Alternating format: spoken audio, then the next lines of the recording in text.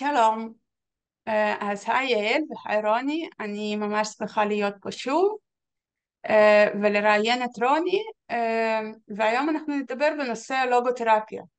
אז רוני, ספר לנו על לוגותרפיה מה זה בעצם ואיך זה עוזר. לוגותרפיה היא שיטתו של פרופסור ויקטור פרנקל. המהות שלה, מרבים להגדיר אותה כריפוי באמצעות משמעות, ויש כאלה שמדגישים ריפוי באמצעות מציאת משמעות. זאת שיטה מאוד מאוד מיוחדת, כי למעשה יושבת גם על הבנה מדעית מאוד מאוד מעמיקה. ויקטור פרנקל היה גם נוירולוג וגם פסיכיאטר, וגם על מסע חיים מעורר השראה, כי במלחמת העולם השנייה, כאשר הוא נשלח מווינה למחנות, הוא כבר היה עמוק בתוך המחקר וכתב כבר את הטיוטה הראשונה של הספר שלו שנקרא הרופא והנפש. ואז הוא הגיע למחנה ריכוז שהטיוטה הזאת נמצאת על דש בגדיו, וזאת הייתה תחילתו של מסע מאוד מאוד מאתגר וקיצוני. הוא חווה 4 מחנות ריכוז. ואם ככה ננוע מהר בקו הזמן, שהוא יצא ושרד, ובאמת זה שהוא הצליח לשרוד זה סיפור בפני עצמו, מטלטל ומצמית נפש. הוא פרסם את הספר הידוע שלו שנקרא אדם מחפש משמעות. אני רק אגיד שבמקור זה יצא תחת שם אחר, ואחר כך השם התחלף. זאת אומרת, כשאומרים לוגותרפיה לא הרבה מכירים, כשאומרים ויקטור פרנקל חלק מבינים מי, כשאומרים האדם מחפש משמעות, זה הספר שעוד בזמנו מיליוני אנשים קראו. והשילוב הזה של מצד אחד איש אקדמיה בכיר, שהיה כתיכוניסט מחליף מכתבים מפרויד, ובתחילת ה-20 שלו היה חבר בעקודה של אדלר, ובהמשך פיתח את השיטה שלו, שלכן היא גם נקראת השיטה הווינאית השלישית, כי פרויד פיתח את הראשונה ואדלר את השנייה, והוא הווינאי השלישי. ואחרי שהוא יצא מהשואה, השילוב הזה של אקדמיה עמוקה, מדע עמוק ומסע חיים אישי שהוא מסביר בצורה מפורטת איך למעשה החיפוש אחר משמעות עזר לו לשרוד במקומות הקיצוניים ביותר, זה הפעים אותי מגיל צעיר.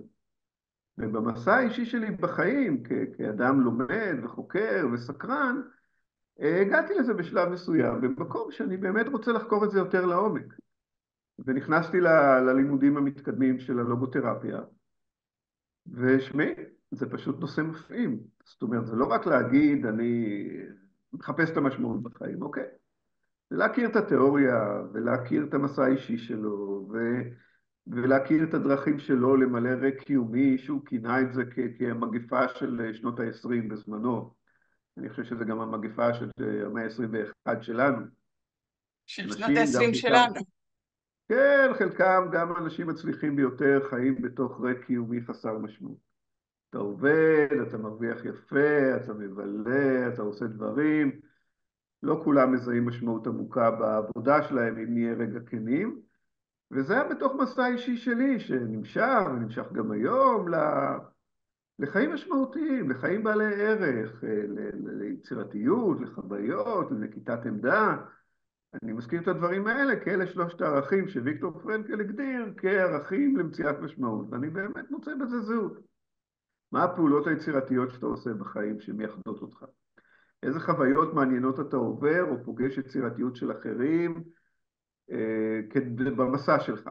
ומהי נקיטת העמדה שלך אל מול מצבי אתגר? וכולנו נמצאים היום בתקופה של מצבי אתגר.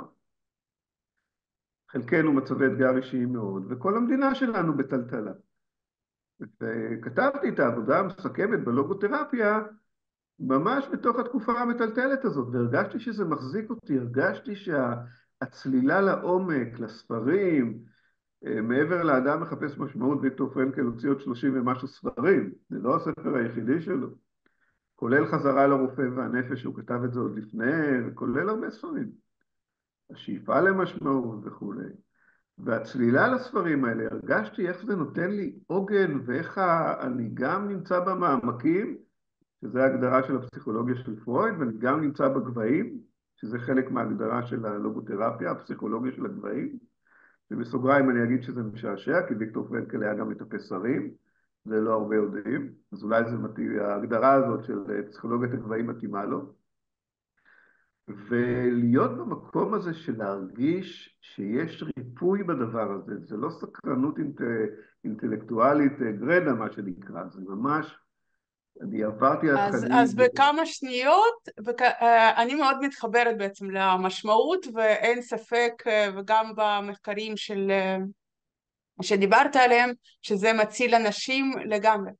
איך הטיפול עצמו, איך הוא מתבצע, איך אתה בעצם ניגש לבן אדם, בן אדם שמגיע לקבל טיפול לוגותרפיה, איך זה קורה בפועל? זה בהרבה היבטים דומה לטיפול רגיל, כי יושבים ומשוחחים בתוך קליניקה, בתוך מרחב מוגן, ומשוחחים בצורה מאוד, מאוד גלויה ומוגנת ופתוחה על החיים. אבל מעבר לזה יש ארגז כלים שלם.